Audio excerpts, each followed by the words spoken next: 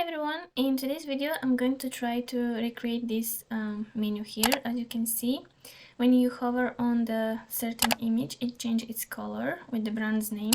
This idea is not a traditional web design, but it's a really interesting idea and I really wanted to try and see if I can recreate it in Wix. I have tried something in the same kind of aesthetics with this specific font and using Wix illustrations to create these hover animations. I'm going to do the rest of the menu, but I want to try to do the two versions of the images by myself, and at least the rest, or actually completely new.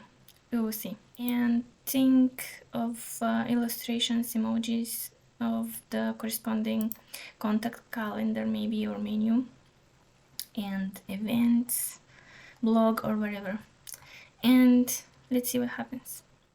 I also created two versions of the icons, one on a normal state and one when it's hovered for the animation to happen. All of them are created in Procreate without the background. I also replaced the logo with the illustration of a cupcake. Let me know which one is your favorite in the comments. Thank you!